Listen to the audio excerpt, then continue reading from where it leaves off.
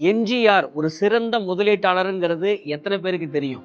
Sorry, எனக்கு தெரியாது. அவர் ஒரு சிறந்த நடிகர், ஒரு நல்ல சீஃப் மினிஸ்டர். அதை தாண்டி அவர் ஒரு விஷனரி லீடர், ஒரு பெஸ்ட் இன்வெஸ்டர். அவர்கிட்ட உள்ள பெஸ்ட் குவாலிட்டி என்னன்னா ஐஏஎஸ் ஆபீசரோடலாம் க்ளோஸா கனெக்ட் வச்சிருப்பாரு. பழைய IAS officer PS Raghavan, TN Seshan நம்ம எலெக்ஷன் கமிஷனரா இருந்தாரு.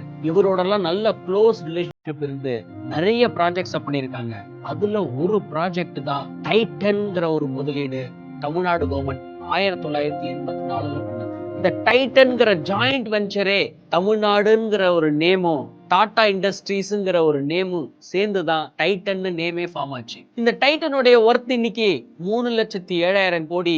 தமிழ்நாடுடைய ஸ்டேக் பாத்தீங்கன்னா 28%, which means தமிழ்நாடு 87,000 கோடி ரூபாய் ஒர்த் டைட்டன் ஸ்டாக்ஸ் இன்னைக்கு வச்சிருக்காங்க.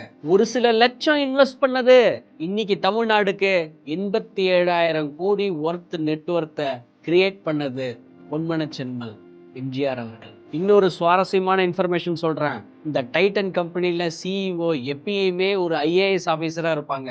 போன சேர்மன் பாத்தீங்கன்னா சக்திகாந்த தாஸ், அவருமே ஒரு ஐஏஎஸ் ஆபீசர். இன்னைக்கு இருக்கிற சேர்மனும் பாத்தீங்கன்னா ஒரு ஐஏஎஸ் ஆபீசர். ஐஏஎஸ் ஆபீசர்ஸ் சரியான முடிவுகள் எடுப்பாங்கன்னு அன்னைக்கே கணிச்சவர் தான் டாக்டர் எம்ஜிஆர். இதனாலதான் நான் சொன்னேன் டாக்டர் எம்ஜிஆர் ஒரு நல்ல முதலீட்டாளர்னு.